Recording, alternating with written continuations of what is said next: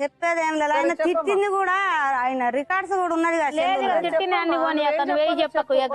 సరోజ అక్క చెప్పాలంట, అక్క చెప్పేది విందాం. చెప్పక్క. మాకు మా బిడ్డ పెళ్లి అప్పుడు కొంత అప్పిచ్చిండు. అప్పిస్తే ఏం చేసిండు, సరే వాళ్ళ దగ్గర అప్పు మేము తీసుకున్నాం. తీసుకున్నాక ఒక 5-6 నెలల తర్వాత మీ చెల్లెని ఇస్తావా నాకు అప్పు కడతావా అన్నాడు. సడన్ గా పెళ్లి చేసిన నీ దగ్గర 2 లక్షల అప్పు తీసుకున్నా. దేనికి ఇచ్చాడు? ఆమెను చూస్తే కదా ఇచ్చాడు. అప్పు ఇచ్చినా కూడా అప్పు ఇచ్చిండు కానీ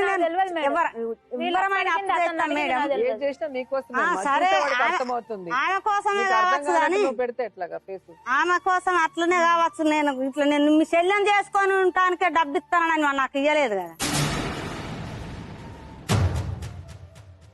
నువ్వేమవుతావు ఆయనకి? మా అక్క కొడుకు పని చేస్తాడు. ఒకరు తప్పిన ఒకరు మా సాయానికి ఎవ్వరొకరు. అదే అంటున్నా, ఊర్లో అంతమంది ఉంటే ఆయన ఎందుకు రావాలి? నీకు మీ అన్నకి సాయము, మీ చెల్లెలకి సాయము. అదే అంటున్నా, ఒకరికొకరు సాయం చేసినప్పుడు అతనికి ఇప్పుడు సాయం కావాలి. నన్ను వదిలింది, ఇప్పుడు నాకు పెళ్లి కావాలి ఆమెతో, నేను ఆమెను వదిలి ఉండలేను అంటున్నాడు. ఆమె వల్లే మందు అలవాటు అయింది అంటున్నాడు.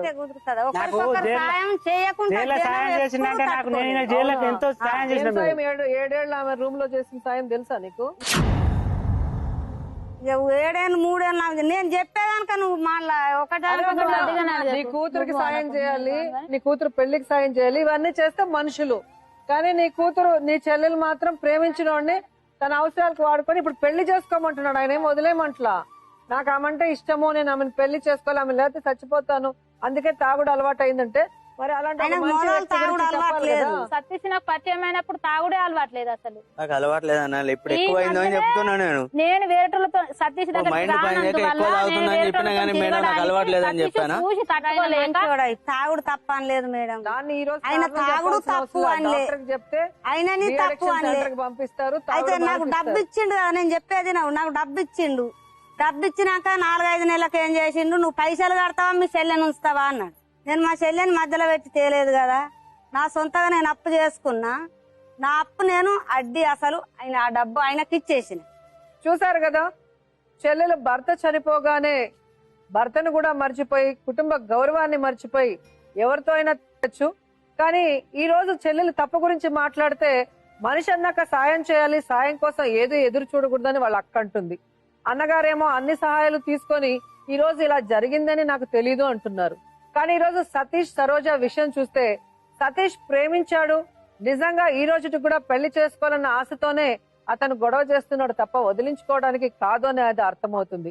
మరి సరోజ ఇన్ని రోజులు నచ్చిన సతీష్ ని ఎందుకు వద్దనుకుంటుందో మనకైతే అర్థం కావట్లేదు.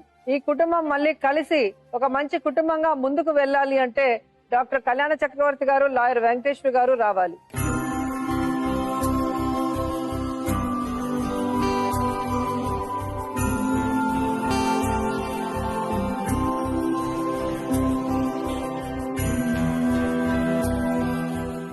ఇక్కడ అసలు విషయం, సరోజ అనే ఒక భర్త చనిపోయిన ఆడావిడ సతీష్ అనే భార్యకి డైవర్స్ ఇచ్చిన ఒక వ్యక్తితో ప్రేమ అనే పేరుతో 7 సంవత్సరాలు శారీరక సంబంధం పెట్టుకొని ఈరోజు అతను తాగి తిడుతున్నాడనో అతను ఇంటి ముందుకు వచ్చి గొడవ చేస్తున్నాడో నాకు వద్దు అనేది కేసు.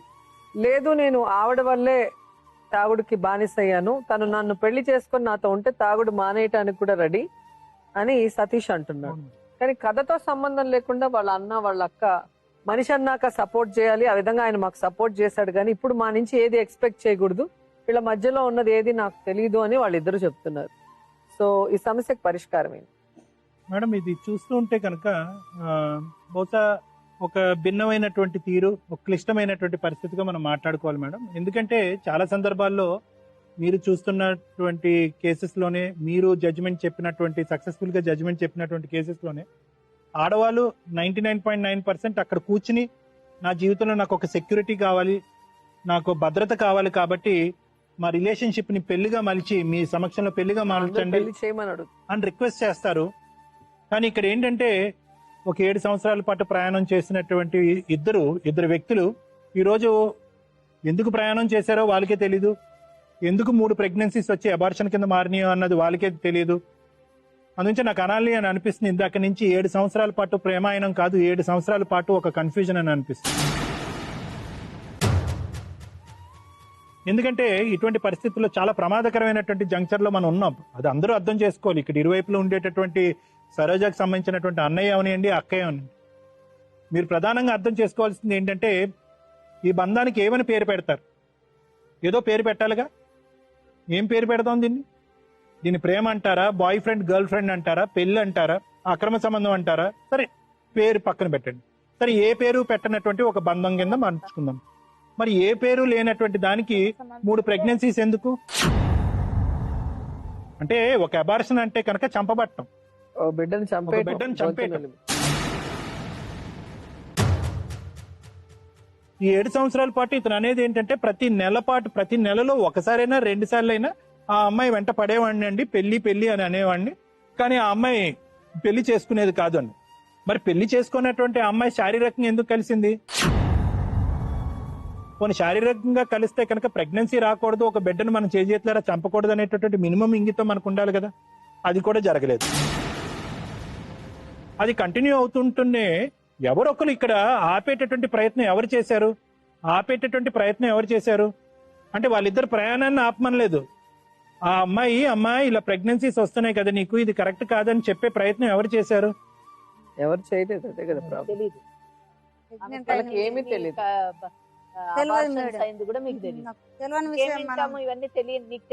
నీకు తెలియని విషయాలు ఇప్పుడు మరి నేను చెప్తాను. నువ్వు చెప్పేది ఏం చెప్తున్నావు? ఇక్కడ పప్పులు ఉప్పుల గురించి చెప్తున్నావు. అది కాదు, ఇక్కడ పిల్లలు పుట్టబోయేటటువంటి భూమి మీద పడిపోయేటటువంటి పిల్లల్ని హత్య చేసేస్తున్నారు.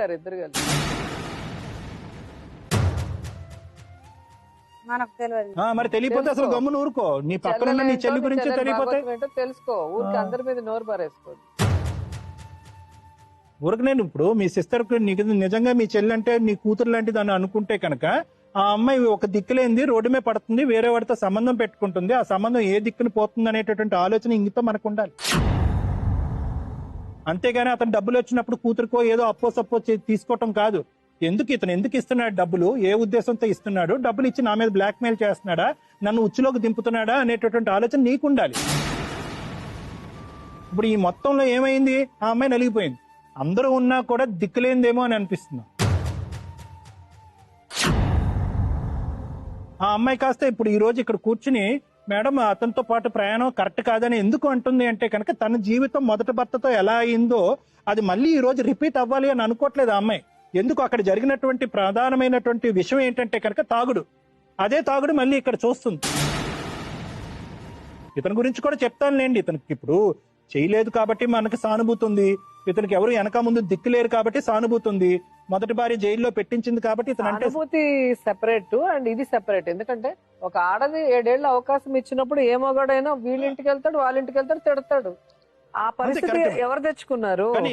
అందరి ఇంటి దగ్గరికి పోయి అరవమనండి, కాలగొట్టేస్తారు పళ్ళు. మీ ఇంటికి ఎందుకు వస్తున్నాడు అంటే మీరు అవకాశం ఇచ్చారు, ఆయన సాయం పొందారు. మీ చెల్లెలు కూడా అన్ని రకాలుగా అతన్ని అదుపులో పెట్టుకుంది కాబట్టి. ఈ రోజు ఎందుకు అరుస్తున్నావు, ఎందుకు గొడవ చేస్తున్నావు అంటే ఎవడు ఏమి అనలేడు కదా. అదే ఇంకో విషయం విచిత్రం ఏంటంటే కుటుంబ సభ్యులకు ఎవరికి తెలియదు. అదే మేడం, ఇప్పుడు ట్రాన్స్పరెన్సీ అందరూ ఉన్నా కూడా దిక్కులేనటువంటి అమ్మాయిని ఎందుకు అన్నాను అంటే కనుక అమ్మాయి గురించి మనం తప్పుగా అనుకోవాలా, ఎవరిని కేర్ చేయకుండా ఇష్టానికి ఉందని, లేదా ఆ అమ్మాయి ఒక దిక్కు లేనిది వీళ్ళు ఎవరు పట్టించుకోలేదు, కేవలం అమ్మాయిని సింపతి ఈ కేసులో చూపించారు వీళ్ళిద్దరు. నేను అంటున్నాను మేడం ఇక్కడ ఏంటంటే సింపుల్ మేడం, ఇక్కడ అమ్మాయి దిక్కులేంది అనేటటువంటి పదాన్ని మనం వాడినా కూడా కండిషనల్ దిక్కులేంది అని అనాలి. ఇప్పుడు ఆ అమ్మాయి కడుపు నొప్పి వచ్చినా కాలు నొప్పి వచ్చినా ఇక్కడ అన్నయ్య ఉన్నాడు, అక్కడ అక్క ఉన్నది, ఇద్దరికి పోయి మా అమ్మ ఇలాగ ఇతను నన్ను అట్రాక్ట్ చేస్తున్నాడు, పదే నన్ను బ్లాక్ మెయిల్ చేస్తున్నాడు, అవసరం వచ్చినప్పుడల్లా నాతో శారీరకంగా కలిసి నాతో నాకు చేస్తున్నాడు, కాబట్టి ఇటువంటి వ్యక్తి నాకు కరెక్టా, మీరు దీవిస్తారా, ఇతనితో ప్రయాణం చేయొచ్చా, ఇతను నేను పెళ్లి చేసుకోవచ్చా అని ప్రయాణం మొదలు పెట్టినప్పుడు అడుగునుంటే ఎవరొకరు సలహా చెప్పుండేవారు కదా. అతను నాకు డబ్బులు ఇస్తున్నాడు కాబట్టి నువ్వు కంటిన్యూ అని చెప్పి స్వార్థంగా మీరు కూడా చెప్పుండేవారు కాదు. అడుగుతారు కానీ వాళ్ళ అవసరాలు తీరేటప్పుడు ఎందుకు? అవసరం ఏం లేదు, నాకైతే అవసరం కాదండి. అవసరం ఉందా లేదా కాదు, అదే రక్త సంబంధం కదండి. మనకు అవసరం ఉంటేనే మాట్లాడటం కాదు కదా. మనకు ఒక కష్టం వచ్చినా ఒక సంతోషం వచ్చినా అన్న చెల్లెళ్ళు అక్క తమ్ముళ్ళు అమ్మ నాన్నతో షేర్ చేసుకుంటాం. ఒక కష్టం వచ్చినా వాళ్ళతోనే షేర్ చేసుకుని వాళ్ళ సలహాలు తీసుకుంటాం. అది ఏ కుటుంబంలో అయినా జరిగే పని. అది మీ కుటుంబంలో జరగలేదు అంటే మీ కుటుంబం ఏమాత్రం కలిసి కట్టుగా ఉంది అని అంటున్నా. నాకు ఈయన జైల్లో ఈయనకు సాయం చేసిన బట్టలు పిండిన ఈయన ఇప్పుడు చూడండి అది అయితే వేరే ఈయన నాకు సాయం చేసిండు మీరిద్దరు ఈయన నాకు అదే సాయం కానీ కాకపోతే ఈయన నాకేం రూపాయలు పెట్టలే నేనకేం రూపాయలు బాబు. పెట్టి ఇదే సతీష్ వెళ్ళి ఆ, వేరే ఒక లక్ష్మి ఇంటికో లేదా లావణ్య ఇంటి ముందర పోయి అరిస్తే ఊరికే ఉంటారా? వాళ్ళ అక్కన వాళ్ళ అన్న అరిస్తే ఊరికే ఉంటారా? వాళ్ళు రాలగొడతారా లేదా?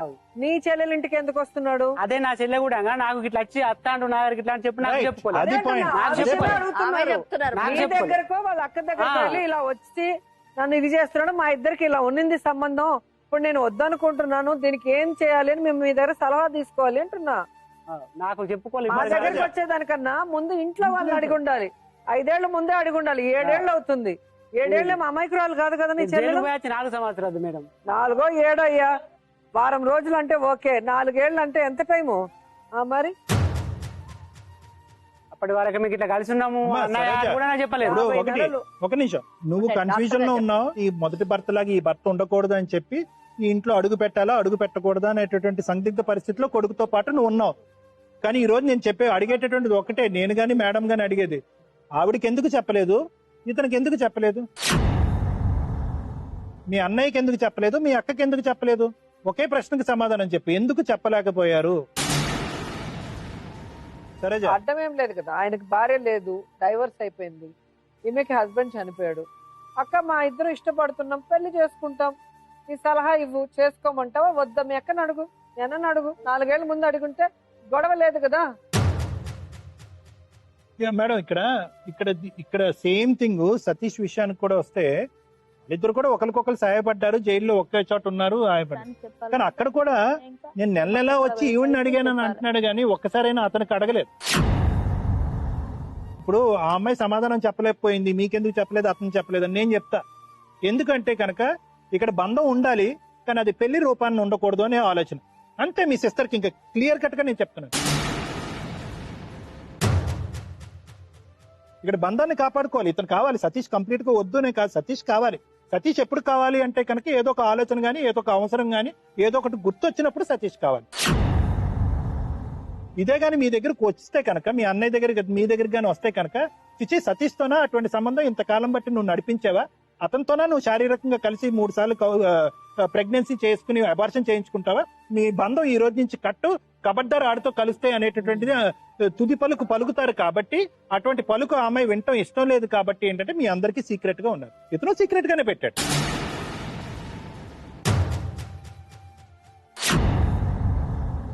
నేను అడిగాను వాళ్ళని 2 years బ్యాక్. 2 years బ్యాక్ కాదండి, ఆ అమ్మాయిని ప్రతిరోజు ప్రతి నెల అడుగుతున్నారా? ఆ అమ్మాయి లేకపోతే చచ్చిపోతానన్నారా? అతనికి ఎందుకు అడగలేదు? ఇతను కూడా ఇప్పుడు మన గొడవ అయినాక అడిగాను. లేదు, మన అడగటం కాదు, 7 సంవత్సరాలకు సంబంధించినటువంటి ప్రయాణంలో నిజంగా ఆ అమ్మాయి మీద పెట్టేటటువంటి ఒత్తిడి వీళ్ళందరి మీద పెట్టాలి. ఆమె ఏమన్నదంటే, మా వాళ్ళతో నేను మాట్లాడి చెప్తాను, నచ్చ చెప్తాను, వదవరా కాగుమనుడే, వేరే డైలాగ్ లేదు, అడగండి. ఆవిడ మాట మీద గౌరవం ఉంటే కనుక ఇక్కడి వరకు ఎందుకు వస్తుందండి? ఈ ఆవిడ రోజు మాట మీద కూడా మన ఇద్దరం కలిసి ఉందాము, పెళ్లి చేసుకుందాము, నీ మీద నాకు నమ్మకం లేదు, ఇక్కడ బతుకు జట్కా బండిలో వాళ్ళ ముందర నువ్వు ఒప్పుకొని నాకు రాసిస్తే చేసుకుంటానని మాయ మాటలు చెప్పి తీసుకొచ్చిందంట. ఇక్కడికి వచ్చి నేను వద్దంటే నువ్వేమనుకుంటున్నావు? అదేదో ఊర్లోనే చెప్తే నేను అట్టే వెళ్ళింటాను కదా. నేను ఇక్కడ వేస్ట్ దాన్ని అయిపోయినాక ఇంకా నేను ఎందుకు పోవాలి? ఏంటమ్మా వేస్ట్ గా ఏమైపోయావమ్మా? 7 సంవత్సరాల పాటు నీ బంధానికి ఏంటి, దాని పేరేంటని అడుగుతున్నాము. దాని పేరేంటమ్మా?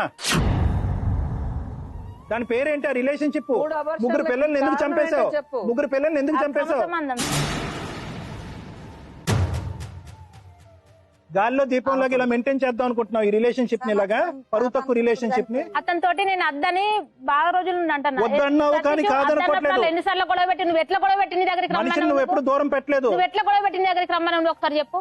ఎట్లా కూడా ఎందుకు గొడవ పెట్టారు బాబు? లాస్ట్ అబార్షన్ ఎప్పుడైందయ్యా? లాస్ట్ ఎందుకు అబార్షన్ గొడవ పెట్టి ఎట్లా రమ్మన్నావు నువ్వు? లాస్ట్ అబార్షన్ ఎప్పుడైందయ్యా? 2020 డిసెంబర్. 2020 డిసెంబర్ వరకు మనకి. వీళ్ళు ఈ ఆపరేషన్లు ఇవన్నీ చేసేటప్పుడు కనీసం మాకు ఒకసారి చెప్పాల్సి కానీ అలా కాదండి, మీ సిస్టర్ ఏమంటుంది? నేను నేను చీతూ అన్నా కూడా అతను నా వెంట ఆడుతుంది, వెంట వస్తున్నాడు. 2020 డిసెంబర్ లో అమ్మాయికి లేటెస్ట్ అబార్షన్ అంట. నేను అన్నయ్య వద్దనుకున్న వాడితో సంబంధం 4 సంవత్సరాలు కూడా అన్నయ్య నాకు ఇట్లా జరుగుతుంది ఈ రోజు ఇక్కడ కూర్చొని ఒక విషయం నా చెప్పదా? పరువు పోయింది, నేను ఇప్పుడు వేస్ట్ కూడా అమ్మాయికి ఎక్కడ పశ్చాత్తాపం లేదు, నా మరి నేను లైఫ్ కూడా ఇలా అయింది, నేను ఈ తప్పు చేశానని అనుకోవట్లేదు ఆమె. ఎంతసేపు నన్ను వేస్ట్ అన్నారంటే, పెళ్లి కాకుండా ఒక మగాడితో వాళ్ళని వేస్ట్ అనక ఏమంటారు? ఒక కొడుకు ఉండగా అక్రమ సంబంధం పెట్టుకొని 3 అబార్షన్లు చేసుకున్న వాళ్ళని ఏమంటారు? అందరూ ఏమనుకుంటారు? వాళ్ళ అన్నకి వాళ్ళ అక్కకి ఏమీ తెలియకుండా ఉంటే వాళ్ళు ఏం మనుషులని మిమ్మల్ని అనుకుంటారు, ఆమె మేము ఏమనుకోరు. ఇంట్లో నుంచి మా ఇంట్లో బయట పాడే వాళ్ళకు బతికే బాపదగలం మేము. చేయాల్సిన తప్పులు మీరు చేసేసి మా మీద ఎగురుతారు ఎందుకు? ఆమె మా మీద ఎగురుతుంది. అక్క మీరు ఇన్రు, ఆవిడకి మీరు మాకు న్యాయం చేయరు. 0.5% కూడా తెలియదు. ఎవరైనా ఆడపిల్లలు అబార్షన్లు చేసుకుంటా అంటే ఎంకరేజ్ చేస్తారా? ఓ బిడ్డని చంపేయటం కడుపులో అబార్షన్ అంటే. కేసు పెడితే పోలీస్ కేసు అవుతుంది, ఎత్తి లోపలేస్తారు. అయితే ఎందుకు కాదు? నీ చెల్లెలు నీకు కేసు అదే నువ్వు- పెడితే- నాకు దోషింది అయితే మేము కేసు చెప్పుకోవాలి పెడితే కదా ఎత్తి అన్నట్టుగా. లోపలేస్తారు ఏం తెలుసా? తెలుసా? ఆపరేషన్ చేయించుకోలేదు ఆమె చెప్పిన నువ్వు అమాయకురాలివని నేను వింటూ ఉన్నాను. 5 నిమిషాలు ఒక ఫోన్ చేసి కేసు పెడితే బిడ్డని చంపేసింది ప్రెగ్నెన్సీలో డిసెంబర్ 20వ తేదీ కూడా ఎత్తి లోపలేస్తారు, బయటకు కూడా రాదు. వీళ్ళిద్దరైతే కలిసి ఉన్నలు అడపైతే వచ్చింది కదా, మరి ఆ కడుపునే నిలబెట్టుకొని ఒక కడుపు కాదు, మనిషి. మూడు. ఆ, సరే మేడం. ఇప్పటికీ ఈ కూడా మనిషి పెళ్లి నేను ఎందుకు చేసుకోవాలనుకుంటున్నాడు. తీసుకుంటా నిన్ను, నేను పెళ్లి ఉంచుకుంటానికే చేసుకుంటానని మనం చెప్పి కలిసి ఉంటానం అని చెప్పి మనిషి అది తీయకపోతే అమ్మా ఆడదానికి ఉండాలమ్మ ఇంగితం. సరే సరే చెప్తాడు నువ్వు ఆయన, ఎందుకు ఆన్సర్ ఆయననే చెప్పు. తప్పు చూపించాలని ఆ, చూస్తున్నావు? లేదు, తప్పు ఇద్దరు చేసిన కలిసి చెల్లెల గురించి ఇద్దరినే మాట్లాడు. అంటాను. అమ్మో, చెల్లెలు అమ్మో. అంటాను, ఆయనని ఆయన అంటాను. అడిగిన దానికి ఆన్సర్ చెప్పు. మా అమ్మ వచ్చింది, మా అమ్మ కూడా తెలుసు. మా అమ్మ కూడా ఉంచుకోమని బతిలాడిందో లేదో అడగండి. నేను ఎన్ని రోజులు బతిలాడిని అడగండి. నేను అడగలేదు, ఉంచుకోలేదని మాట్లాడతాను. ఎన్నిసార్లు అడిగినా నీ చెల్లెని మా అమ్మ కూడా అడిగింది, ఉంచుకో బిడ్డ ఉంచుకో, ఎందుకు తీసేస్తాను, మా అది చేసుకుంటా విషయం అంటాను మాకు కాదు, ఫోన్ ఉంది ఇంటికాడని. చేయకపోయినా, ఇది ఫోన్ చేయకపోయా మేము ఎట్లా ఎవరు మాట్లాడాలి? ఫోన్ చేయాలమ్మా? ఎవరు ఫోన్ చేయాలి? ఈయన. ఎవరు ఫోన్ చేయాలి? ఈమె చేయలేదు, మరి గిట్లా నీ ఇంటికాడికి వచ్చిన ఆయన చేయాలా? నీ చెల్లెలు మా చేయాలా? చెల్లె చేయాలా? అమ్మా, నవ్వుతారు జనాలు అమ్మా చూస్తున్నారు. ఇప్పటికైనా అమ్మా ఇప్పుడు వరకు జరిగినటువంటి ప్రయాణం ఏదైనా ఉంటే కనుక అది పరువు తక్కువ ప్రయాణం. నిజంగా అతనికి తాగుడే అనేటటువంటి సమస్య ఉంటే కనుక ఆ తాగుడిని విరుగుడు చేద్దాం, మనం దానికి కావాల్సినటువంటి ట్రీట్మెంట్ ఇద్దాం. కానీ మీరిద్దరు కూడా ఏంటంటే ఈ పరువు తక్కువ ప్రయాణాన్ని ఒక పరువు అయినటువంటి ప్రయాణం కింద మార్చండి. ఎందుకంటే నా ఉద్దేశం నేను చెప్తున్నాను, ఆ అమ్మాయి ఆ సైకలాజికల్ డిప్రెషన్ లో ఉంది. ఆ డిప్రెషన్ లో ఉన్నప్పుడు ధైర్యం చెప్పవలసినటువంటి బాధ్యత మీ ఇద్దరికీ ఉంది. ఇప్పుడు ఎందుకంటే ఇప్పుడు వరకు మీకు నిజాలు తెలియవు, ఇప్పుడు మేము నిజాలు చెప్పాం కాబట్టి మీకు తెలుసు. కాబట్టి ఆ అమ్మాయికి ఒక ధైర్యాన్ని ఇచ్చి ఒక దారి చూపెట్టే ప్రయత్నం మీరు చేయండి. ఆ అమ్మాయికి సంబంధించినటువంటి కౌన్సిలింగ్ మీరు చేయండి, అతనికి కావాల్సినటువంటి కౌన్సిలింగ్ నేను కావాలంటే చేస్తాను.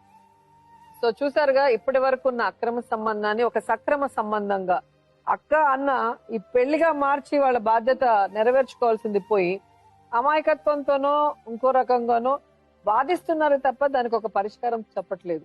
సో ఇతను కోరుకున్నట్టు వీళ్ళిద్దరికి పెళ్లి జరగాల, లేదా ఆమె కోరుకున్నట్టు ఇద్దరు విడిపోవాలా?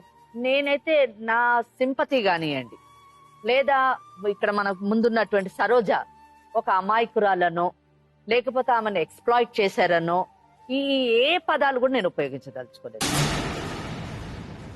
అంతేకాకుండా నా యొక్క సపోర్ట్ కూడా ఇటువంటి మహిళలకు ఉండేటటువంటి అవకాశం ఉండదు. ఎందుకంటే ఇటువంటి కేసులు చూసినప్పుడు మనకు అర్థమవుతుంది కుటుంబం అన్నది ఎంత అవసరమో, కుటుంబ వ్యవస్థ యొక్క ఆవశ్యకత ఏంటి, దాంట్లో ఉండేటటువంటి భద్రత ఏంటి, దాంట్లో ఉండేటటువంటి హక్కులు ఏంటి.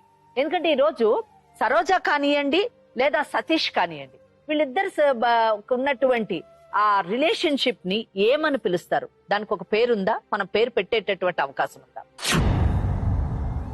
2013 నుంచి అంటే 8 సంవత్సరాల పాటు వాళ్ళిద్దరి మధ్యన జరిగినటువంటి ఆ కార్యక్రమాన్ని ప్రేమ అనేటటువంటి పదాన్ని మాత్రం నేను ఉపయోగించదలుచుకోలేదు.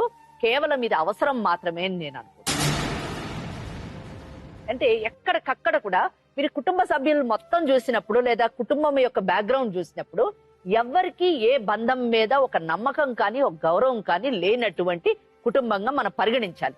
ఎవరికి ఎవరి మీద కూడా బాధ్యత కూడా లేనటువంటి కుటుంబం. ఇంకో విషయం, ఈ రోజు అక్కగారు ఇక్కడ వచ్చి కూర్చొని మాట్లాడుతున్నప్పుడు నేను ఒక్క ప్రశ్న అడిగాను. ఏమ్మా మీ అన్నయ్య హాస్పిటల్లో ఉన్నప్పుడు నువ్వు వెళ్ళావా ఎప్పుడన్నా అని అడిగాను. నేను వెళ్ళలేదు అని చెప్పింది. అంటే అలాగే అతను మనకు చెప్పినప్పుడు కేసు చెప్పినప్పుడు అన్నగారిని ఎవరు చూడడానికి రాకపోతే మా చెల్లెలకు చెప్పు అని చెప్పేసి నాకు కబురు పెడితే నేను వెళ్ళి ఆ చెల్లెల్ని కాంటాక్ట్ చేశాను అని చెప్పి. అంటే ఏంటంటే ఇక్కడ ఒక అన్న జైల్లో ఉన్నప్పుడు కానివ్వండి, ఒక అన్న ఒక అన్న అనారోగ్యంగా ఉన్నప్పుడు గాని కుటుంబ సభ్యులు ఎవరు కూడా ముందుకు వచ్చినటువంటి పరిస్థితి లేదు. అంటే వాళ్ళ మధ్యన ఉన్నటువంటి బంధుత్వాల్లో ఉన్నటువంటి బంధానికి ఉన్నటువంటి గట్టిదనం ఎటువంటిది అన్నది మనకి ఈరోజు ప్రస్ఫుటితంగా అర్థమవుతున్నటువంటి విషయం. ఇంకా ఇక్కడ ఈ అమ్మాయి సరోజ విషయానికి వచ్చినప్పుడు ఆమె వ్యక్తిత్వం ఇక్కడ చాలా ఇంపార్టెంట్. ఎందుకంటే ఆమె చాలా ఓవర్ కాన్ఫిడెన్స్ ఉన్నటువంటి మనసు. అసలు ఏ బంధాన్ని కానివ్వండి, ఏ ఒక్క పరిస్థితిని కానివ్వండి ఆమె కేర్ చేయనటువంటి పరిస్థితి. ఆమె తీసుకునేటటువంటి నిర్ణయానికి ఉండేటటువంటి పర్యవసనాలని ఏ మాత్రం కూడా ఆమె పట్టించుకోదు. ఆమె చుట్టూ ఉన్నటువంటి వాళ్ళు ఏ గోతులో పడ్డా పర్వాలేదు, చుట్టూ ఉన్నటువంటి సామాజిక ధర్మాన్ని కూడా పాటించేటటువంటి మనస్తత్వం లేదు. ఇదంతటికి కూడా దురదృష్టం ఏంటి, పక్కన కూర్చున్నటువంటి అక్కగారు నిజం చెప్పాలంటే చాలా అమాయకురాలు. ఆమె సపోర్ట్ తీసుకొని, అంటే ఇంట్లో ఎవరిదైనా ఒకరి సపోర్ట్, ఒక అండ తీసుకొని తను చేసేటటువంటి తప్పుడు పనుల్ని తప్పుడుగా చూపించాలి అని చేసే ప్రయత్నం ఇక్కడ మనకి కనిపిస్తుంది. దానికి దురదృష్టము ఈ అమాయకురాలైన అక్క తెలియకుండా అనవసరంగా మాట్లాడడం ఇక్కడ మనం గమనించినట్టు. మదనక్క ఒక మాట అన్నది మాట్లాడేటప్పుడు, నేను డబ్బులు తీసుకున్నానండి, డబ్బులు తీసుకున్నాను కానీ ఆ డబ్బులకి మా చెల్లెల్ని పంపించాలనే ఆలోచనతో గానీ ఆమెను పెళ్లి చేయాలనే ఆలోచనతో కానీ డబ్బులు తీసుకోలేదు, మనిషిగా ఒక సహాయం చేశాడు కదా అని అనుకున్నానంటే నిజంగా కరెక్ట్, అంత మటుకు బాగానే ఉంది. కానీ నీ చెల్లెలు 8 సంవత్సరాలు పరాయి మగవాడితోని ఒక శారీరక పరమైనటువంటి సంబంధాన్ని పెట్టుకోవడాన్ని నువ్వు ఎంత మటుకు సమర్థిస్తావు? సమర్థిస్తే చూస్తున్నటువంటి లోకం నిజంగా ఒప్పుకుంటుందా? వీటన్నిటికీ నువ్వు సమాధానం చెప్పినప్పుడు నువ్వు ఏది మాట్లాడినా కానీ మేడం వినేటటువంటి అవకాశం ఉంటుంది, చూసేటటువంటి జనం కూడా కరెక్ట్ గా మాట్లాడుతుంది అని చెప్పేసి అంటారు. ఈ రోజు ఇక్కడ కూర్చొని వాడు నాకు అవసరం లేదు, మా అవసరాలన్నీ తీరిపోయాయి, ఈ రోజు నాకొద్దు, ఈ చెయ్యలేని వాడు నాకెందుకు, ఈ తాగుబోతు నాకెందుకు అని మాట్లాడడం ఎంత మటుకు సమంజసం అన్నది ఒక మహిళగా, ఒక ఆడదానిగా, ఒక అక్కగారుగా కాదు, ఒక ఆడదానిగా నువ్వు ఆలోచించు, ఒక ఆడపిల్ల తల్లిగా నువ్వు ఆలోచించు, ఒక భర్తతోని సంసారం చేస్తున్నటువంటి మంచి భార్యగా నువ్వు ఆలోచించు. ఒకవేళ నువ్వు మాట్లాడే మాటలు, నువ్వు చెప్పే సమాధానం నీ మనసుకు చెప్పుకో, నువ్వు చెప్పే సమాధానాలు నా చెల్లి అన్ని విధాలా కరెక్టేనండి అని నువ్వు అంటే, రేపు నీ కుటుంబంలోని ఇటువంటి సమస్య వస్తే ఏం సమాధానం చెప్తావు అన్నది నీకు మేము వేసేటటువంటి ప్రశ్న.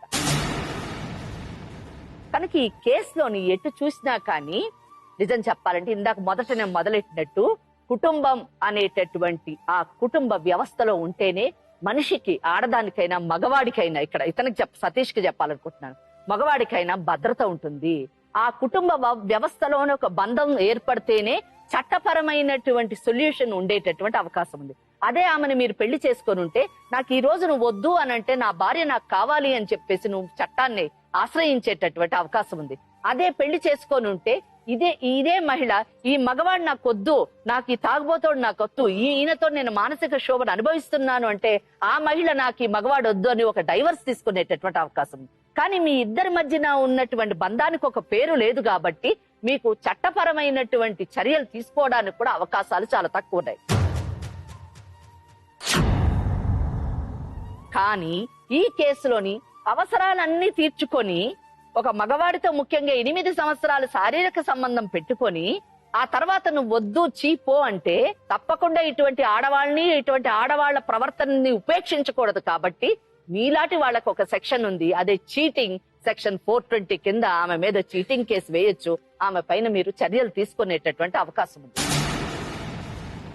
కనుక ఈ చట్టం అనేటటువంటి చట్టంలో పడకుండా తనకి, తన కుటుంబానికి గౌరవం కలిగేటట్టు, ముఖ్యంగా తన బిడ్డకు ఒక భద్రత ఏర్పడడానికి తనకు ఉన్నటువంటి ఈ సంబంధాన్ని, అంటే సమాజం ఆమోదించినటువంటి ఈ సంబంధాన్ని సమాజం గౌరవించేటట్టుగా మార్చుకుంటే బాగుంటది.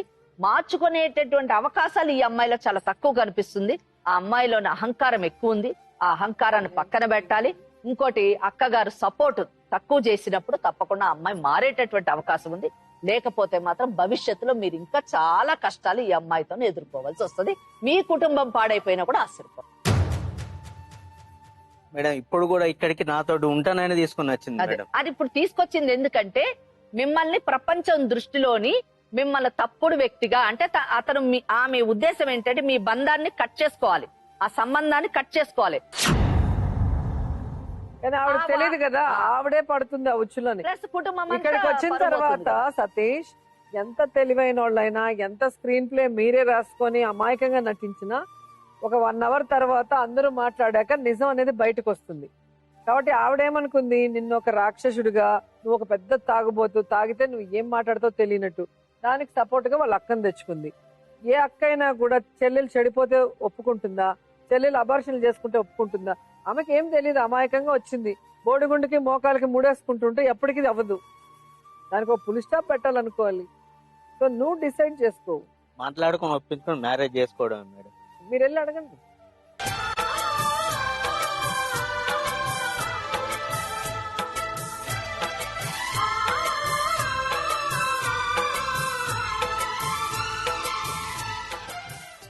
ఏం చేద్దామని తీసుకుని వచ్చినది ఇక్కడే మేడ దగ్గర రాయించుకొని నేను మ్యారేజ్ చేసుకొని నీ దగ్గర ఉంటా అని చెప్పి తీసుకొచ్చినావా, లేకుంటే ఇంకెందుకు తీసుకొచ్చినావు?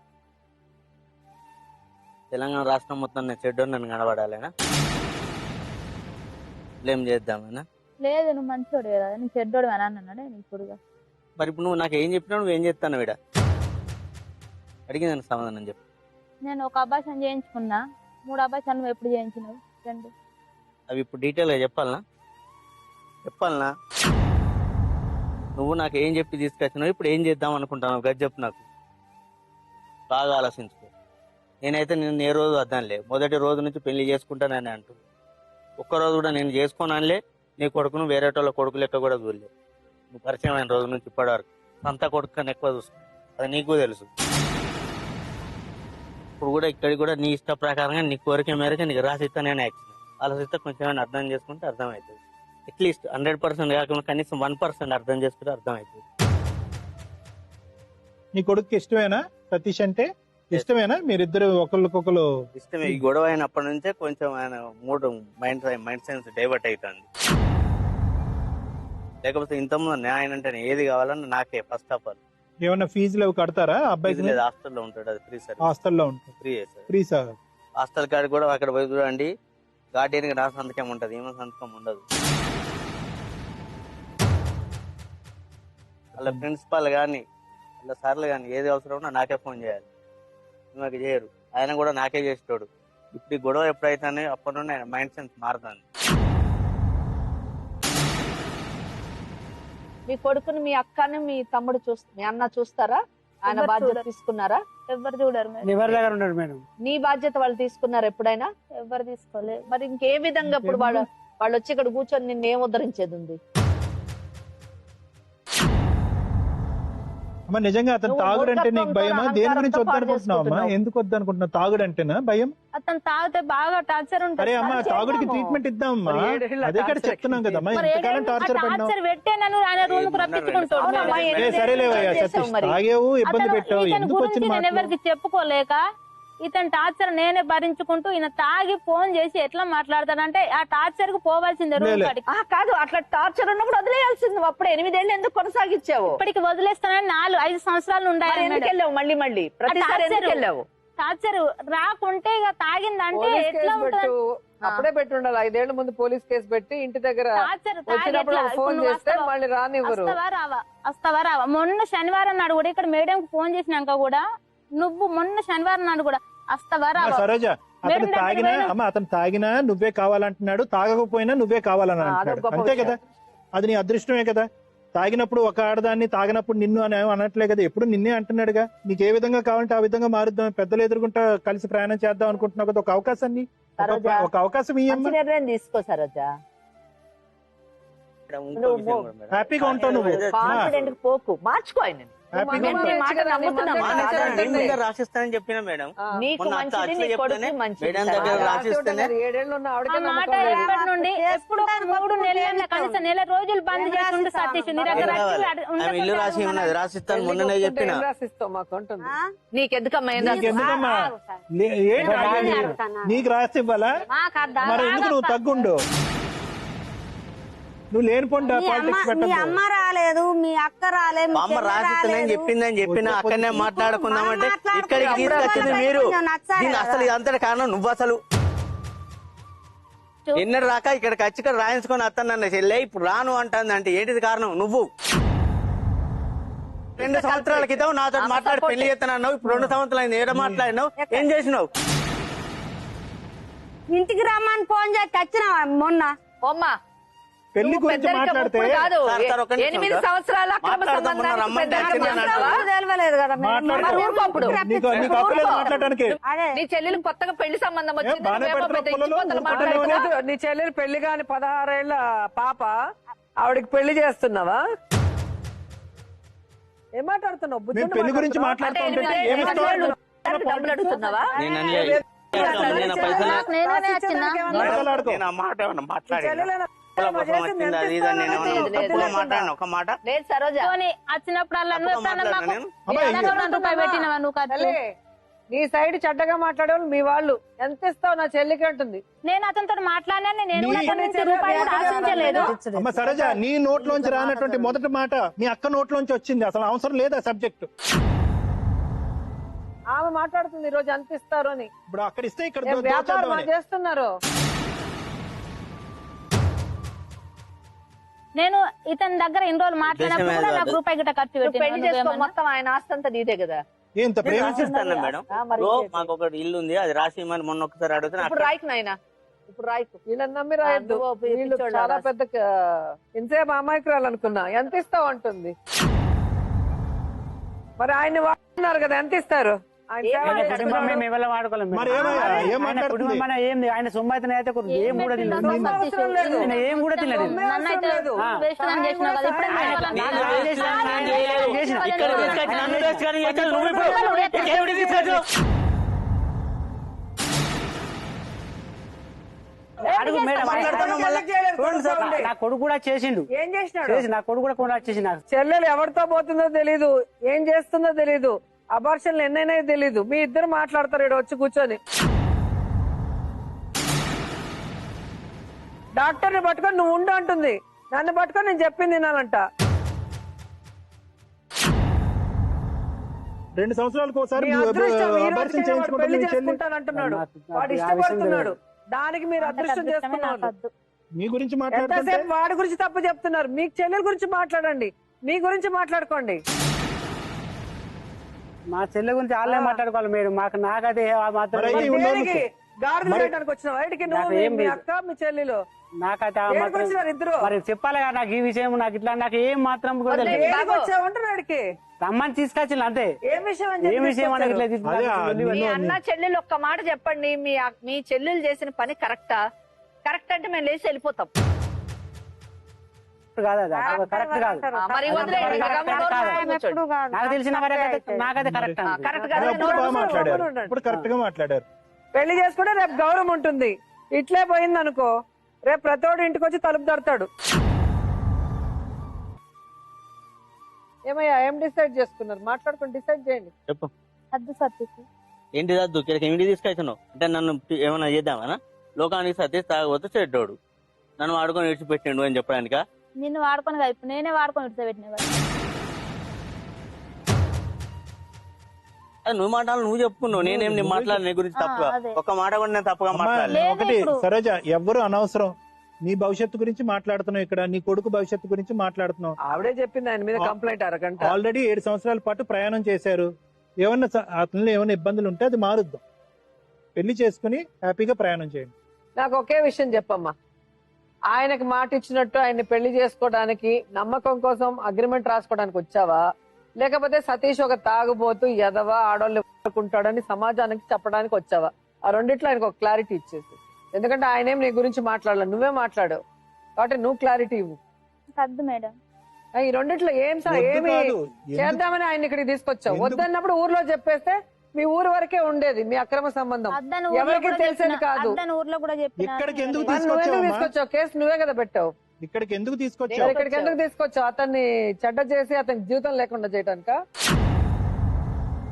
లేదా మీ అన్నయ్య లాగా మీ అక్క ఇలాగా అని ప్రపంచం అంతా చెప్పటానికా? అంతే వద్దని. ఎందుకంటే ఇప్పుడు నన్ను తీసుకొచ్చి సమాజంలో నేను చెడ్డోని. ఎట్లా అంటారండి? సమాజం అంతా విన్నది. కొద్దిగా రేపు రోజులు నాకు అమ్మాయిని కూడా ఇవ్వాలి కదా, ఈమె వదిలిపెడితే. ఏం కాదు, ఎందుకు అంతే అమ్మాయి? కదా. సమాజం చూసిందిలేండి ఇక్కడ. సమాజం Clear చూసింది, cut గా నీకు అంతా ఇంకా చూసింది. మంచి సంబంధం వస్తుంది. ఆ అమ్మాయి ఎందుకు తీసుకొచ్చిందో మగవాడికి చూసింది, ఎందుకు ఏముంది? నువ్వు చెప్తుందో అందరూ చూశారు. నీకు భార్య లేదు, ఎవరు నువ్వేమో లేరు. ఆమెను వదిలేయట్లేదు, ఆమెకు ఒక నువ్వేమో కొడుకున్నాడు, చెడ్డగా చెప్పలేదు ఎవరొచ్చి కదా. చేసుకో. నీకు ఇట్లనే ఇంకోళ్ళని చూసుకోవాలంతే. ఓకే, మరి చూసారుగా, సరోజ తన అవసరాల కోసం మనుషుల్ని మారుస్తుంది అనేది ఇక్కడ స్పష్టం అవుతుంది.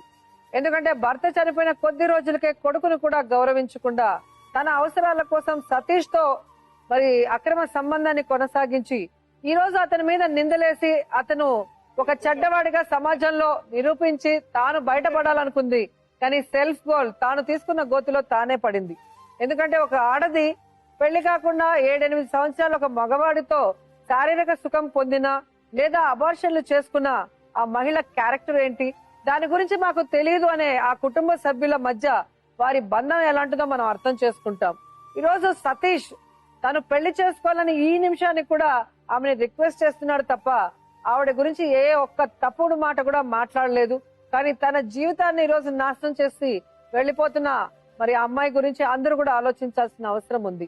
సో సరోజ లాంటి మహిళల్ని ఖచ్చితంగా 420 కేసులో మరి కేసు బుక్ చేయాలి, వీళ్ళకి బుద్ధి చెప్పాలి. ఇలాంటి అక్రమ సంబంధాలు మరో మనిషితో పెట్టుకోకుండా, మరో క్రైమ్ కి తెర లేపకుండా మరి ఈ క్రైమ్ కి ఇక్కడితో పులి స్టాప్ పెట్టాలని కూడా కోరుకుంటూ మరో సమస్యతో మళ్ళీ కలుద్దాం. అంతవరకు సెలవు.